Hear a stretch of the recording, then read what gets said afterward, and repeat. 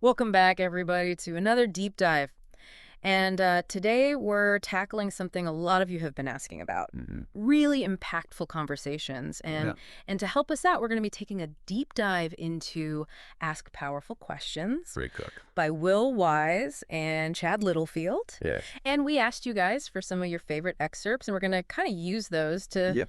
to jump off and hopefully unlock some of the secrets to Mm. having those conversations that really matter. Absolutely. One of the things that just jumped out at me Yeah. right away reading this Yeah. is that the book really focuses on the idea that Ah, it's not just about asking more questions, right. but about asking the right kinds of questions to spark real connection and understanding. It's a real game changer. Yeah, I think most of us yeah. go through life thinking we're pretty good at conversations, Right. but this book reveals a whole new level. It does. It Yeah. really does. And, the first big takeaway, I think, for me was this idea of setting an intention before you even ask a question. Right.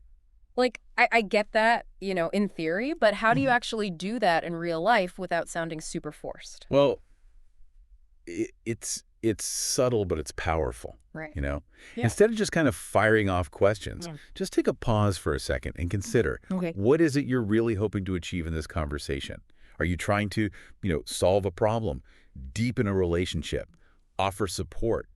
Once you know that why, then your questions become more targeted and meaningful. Oh, so it's almost like you're setting like a mini goal Yeah. for each conversation. Exactly. Okay. And the other person senses that intention, Yeah. Yeah. which makes them feel valued Yeah. and more likely to kind of engage thoughtfully. That makes sense. The book gives a great example about asking for feedback on a project.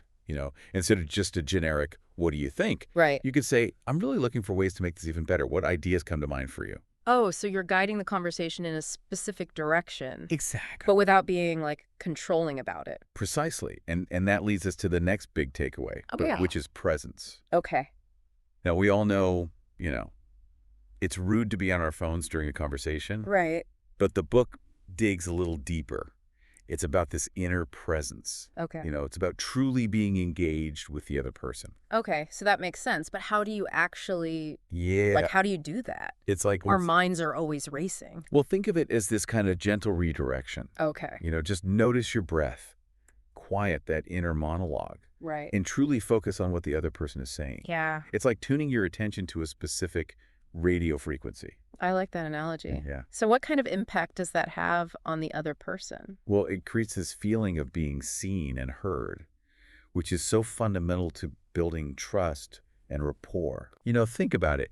Have you ever had a conversation where you felt like the other person was miles away, Oh, yeah. even if they were physically present? It's the worst. Right. You walk away feeling like completely unheard Exactly. and unimportant. Yeah, but when someone's truly present with us, Yeah. it makes us feel valued and respected, Mm-hmm. and it deepens that connection and opens the door for more authentic communication. This is making me rethink every conversation I've ever had. Right. Okay, so we've got intention, we've got presence. Yeah. What's the next tool in our powerful questioning toolkit? It is the art of asking open-ended questions. Okay. You're probably already doing this to some extent, but Yeah. the book really breaks down why it's so effective. Okay. Instead of questions that just lead to a simple yes or no answer, Mm-hmm. we want to invite exploration, Yeah. deeper thinking.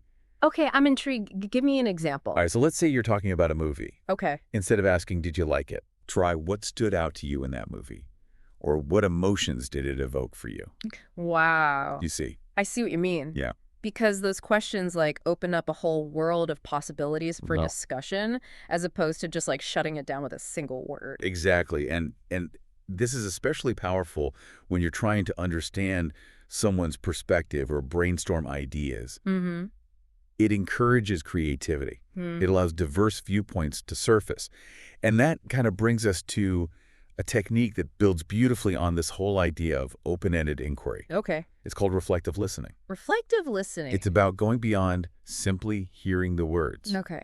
to truly grasping the underlying message Mm-hmm. and, importantly, the emotions behind them. So it's not just parroting back what they said. Right. It's more about reflecting back Exactly. the heart of what they're trying to communicate. Precisely. It's about Oh. showing them that you're not just listening, Yeah. but you're actively trying to understand their experience. And often that includes reflecting back their emotional state. Oh, so this feels like this could be really powerful, especially when you're having Right. like a tough conversation or something like that. Exactly. Does the book give any examples of like Yeah. how to actually do this? It does. It does. Let's say a colleague is venting about feeling overwhelmed by deadlines. Okay. Instead of just saying, yeah, that sounds stressful, Right. you could try something like, I hear you. It sounds like you're feeling completely buried under those deadlines, Yeah. and that must be incredibly frustrating.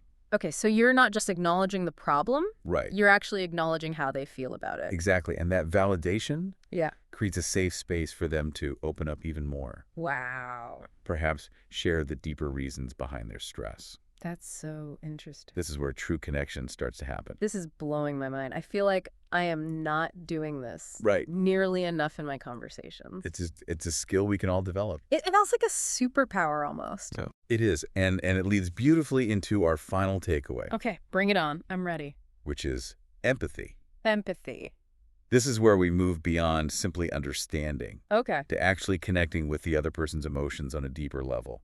So it's about more than just saying, I understand how you feel. Yes, exactly. It's about Yeah. trying to step into their shoes and genuinely feel what they're feeling. Okay, this is where I get a little lost. Yeah. Because how can you truly empathize with someone if you haven't had that same lived experience? It's not about pretending you know exactly how they feel. Okay. It's about acknowledging the validity of their emotions Okay. and responding with compassion. Okay.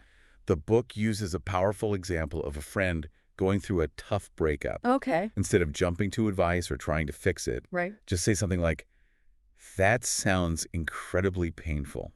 I can only imagine how heartbroken you must be. That's so much more powerful than saying like, oh, you'll get over it or Yeah. something dismissive like that. Exactly. You're not trying to minimize their experience or offer solutions. Yeah. You're simply holding space for their pain and letting them know that you're there for them.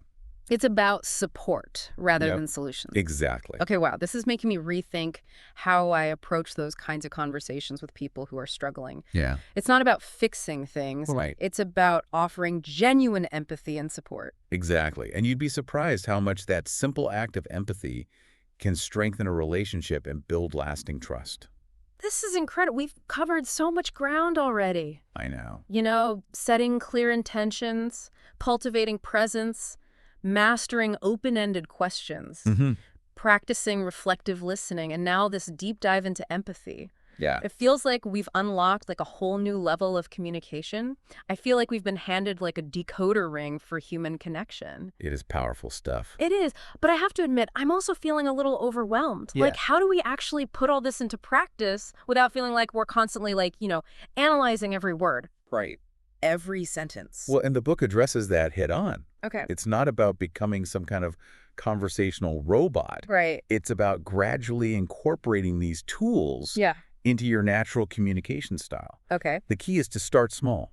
Okay. Pick one technique that really resonates with you and just practice it consciously. So maybe like this week I focus on being more present. Exactly. And next week I'll experiment with open-ended questions or something like that. Exactly. It's like learning any new skill. Right. I mean, you wouldn't expect to become a master chef overnight, would you? Definitely not. I can barely boil water without setting off the smoke alarm. Here you go. And you're already bringing humor into the conversation, Okay. which is another key point the book emphasizes. Okay. Don't forget to be yourself. That's good. These techniques are meant to enhance your communication, Right. not turn you into someone you're not. That's reassuring because I was picturing myself like walking around with a notebook, like frantically like writing down my intentions and like analyzing every sentence. Right. No, it's not about that at all. Okay. The more you practice, the more these skills will become second nature. Yeah, that makes sense. And the beauty is you can tailor them Mm-hmm. to your own personality and your own communication style. So to recap, Ask Powerful Questions has given us these 5 powerful tools to transform our conversations. Yeah.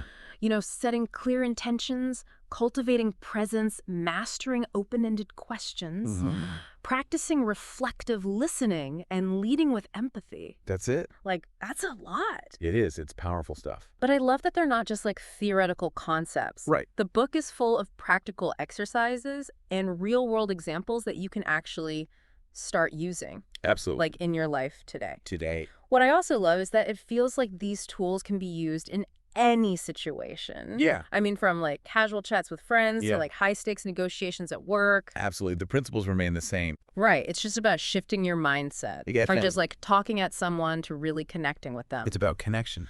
And I feel like that shift can make all the difference in the world. It does. It can turn ordinary conversations into these really meaningful exchanges that like deepen relationships and leave everyone feeling heard and understood. It's about creating this ripple effect of positive communication Ooh, I like that spreads outward from you.